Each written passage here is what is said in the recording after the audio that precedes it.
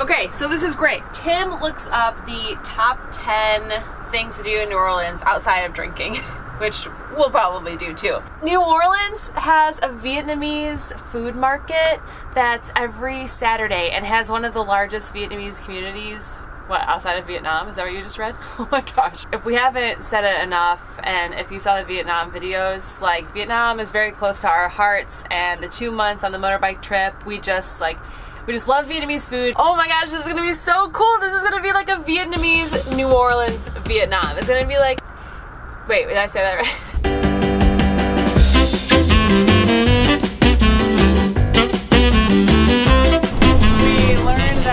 Runs from 6 in the morning, but really wraps up by like 8:30. So it is 6:15 right now.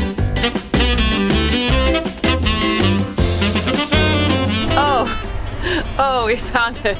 It's just like a couple ladies on this sidewalk that are just like selling some vegetables. It's like 6 people.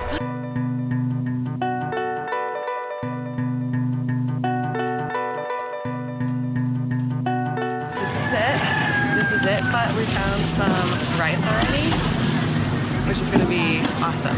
I don't know. Breakfast. It's rice and beans. It's breakfast. I don't know what's in the middle. Maybe ginger, garlic. I'm not gonna speculate. I have no idea what it is. We were walking around and we were just kind of like looking for something to buy. I don't know.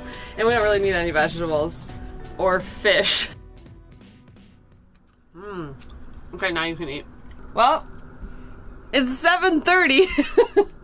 We're done with the market. None of the Vietnamese restaurants open until 8 to go like eat, and then we can't pull into our RV site here in downtown New Orleans until noon. You know what? Still props to us for motivating early. Like, you don't know unless you go. We would have felt silly to like stroll in late and been like, why didn't we go? We missed it. Yeah, then we would have been bummed that we missed it. So always go. Always wake up. But now we have 4 hours.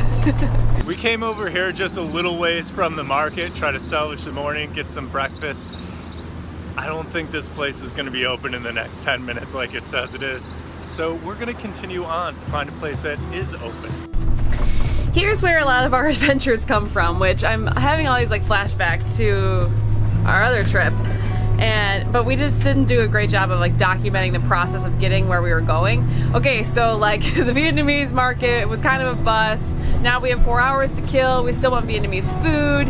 All these places are closed and maybe not in a great area of town. So just finding a place to go brought us to this neighborhood where we know we can park. And then I just like looked on Google Maps and saw a green space next to the Mississippi River.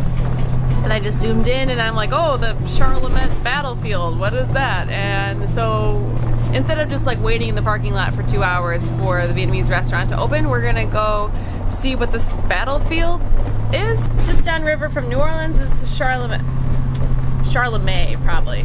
Chalmette. I speak Spanish, not French, okay. Oh my gosh, look at this bridge.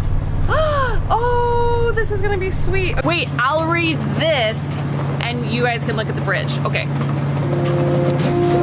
Just downriver from New Orleans is Charlemagne, the site of the January 8th, 1815 Battle of New Orleans.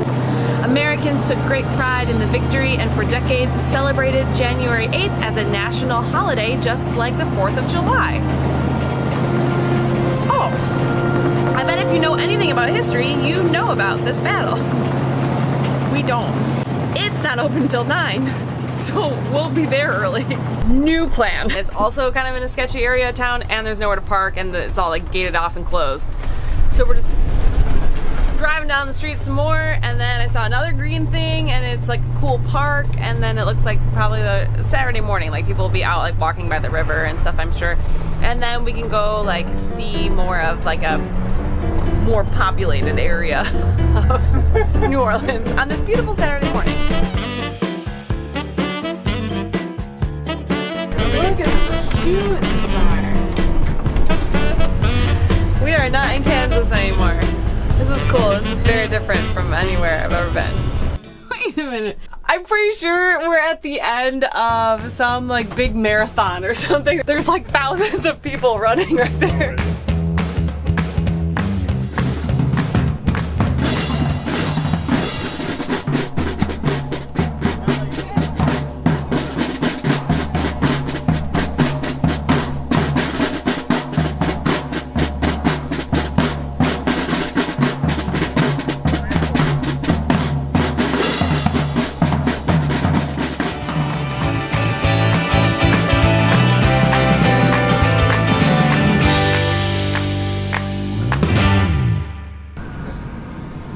Trying to get a great shot into the city.